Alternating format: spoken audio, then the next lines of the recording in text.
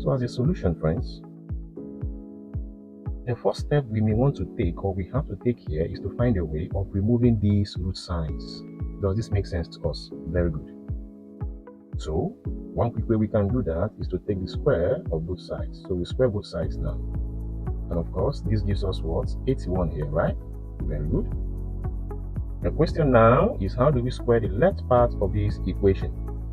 To square the left part of this equation, we would have to invoke the fact that if we have a plus b all squared, that this is equal to what? A squared plus 2ab plus what? B squared. That is the expansion of a plus b all squared. Does this make sense to us? Very good. So in this case, a is what? The root of what? X. And b is the root of x minus 9. Let's delve into this right away. So a squared, the root of x squared, this will be eliminated, right? So we'll be left with what? X. Now plus, we're taking this route, 2ab, where a is this first term and b is the second term here. So we'll be having 2 multiplying the root of the first term, we have x here, then multiplying as well the root of what? X minus 9. Then lastly, b squared. And this will give us what? The square of this term here. So this is eliminated now. So we have here plus x minus 9. And all together we have equal to 81. Now, what we need to do is to collect the like terms. We have x here, we have x. So together we have what? 2x. Are we there?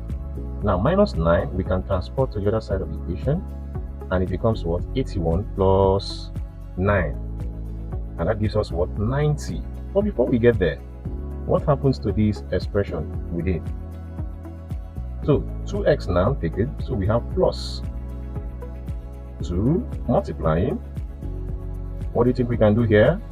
Good. Mathematically, if we have the root of a multiplying the root of b, this is equal to what? The root of a multiplying b. Adopting this now, it becomes 2 the root of x multiplying x minus 9. Are we there? So now we can transport minus 9 to the other side to give us what? 90. We have made progress. Of course, we can expand the content here to give us x squared and minus 9x, remembering the root sign and the coefficient 2. Plus, we have 2x here, and here we have 90. Does that make sense to us? Very good. Remember how we started? Our intention was to, first of all, was to remove the root sign, and here the root sign still exists. So we have to perform a similar task here. So we transport 2x to the other side, and we'll be having that 2, the root of x squared minus 9x is equal to 90 minus 2x. Again, to remove the root sign, we square both sides. We have made progress, friends. So squaring both sides now, this square, we take 2 to a power of 2, so we have 4. Are we there? Good. Now in this square, we eliminate the root sign, so we have 4 in brackets, x squared minus 9x. We close it. And here we have equal to. We expand this now.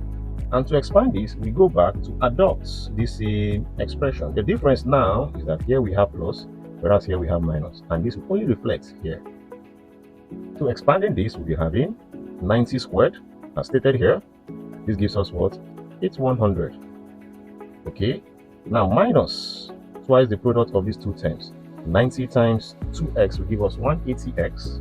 Then multiplying by 2, we'll be having minus 360. X, right? Then plus 4x squared here, and expanding we have 4x squared minus 36x. Then here we have equal to 8100 minus 360x, then plus 4x squared.